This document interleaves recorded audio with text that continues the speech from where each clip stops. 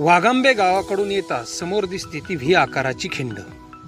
ह्याच व्ही आकाराच्या खिंडीच्या डाव्या साईडला दिसतो तो सालोटा किल्ला आणि उजव्या साईडला दिसतो तो सालेर किल्ला. तर मित्रांनो, समुद्र सपाटीपासून या किल्ल्याची उंची ही 1567 मीटर इतकी आहे. नाशिकमध्ये एकूण 57 गिरिदुर्ग आहेत. या 57 गिरिदुर्गांपैकी महाराष्ट्रातील सर्वात उंच किल्ला सालेर हा आहे. खिंडीतून येताच गडाकड बघितल्यानंतर दिसतात त्या कातळात कोरलेल्या पायऱ्या. सालेर किल्ल्याचा इतिहास हा 1000 ते 1500 वर्षांचा आहे. अनेक राज्यसत्तेने येथे राज्य केले व बागुलवंशीय राजांचंही राजधानीचं ठिकाण येथेच होते.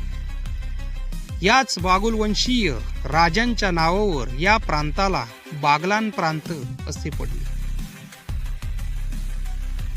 किल्ल्याचे वैशिष्ट्य: गुजरात आणि महाराष्ट्रातील 6 घाटवाटांवर लक्ष ठेवले जात होते, म्हणून 6 हेर, म्हणून या किल्ल्याचे नाव सालेर असे पडले.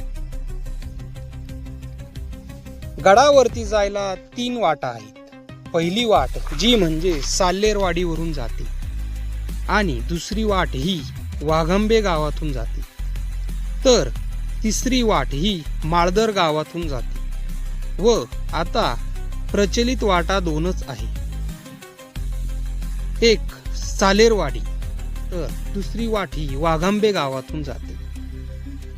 सालेर हा किल्ला कोणी बांधला याची इतिहासात नोंद नाही.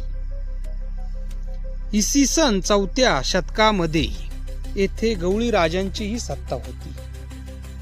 बहुतेक हा किल्ला त्यांनीच बांधला असावा.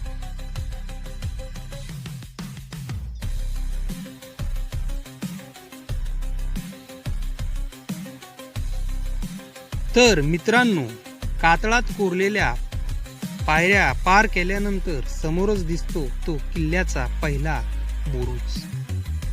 याच बुरुजाला लागून आहे किल्ल्याचा प्रथम क्रमांकाचा दरवाजा.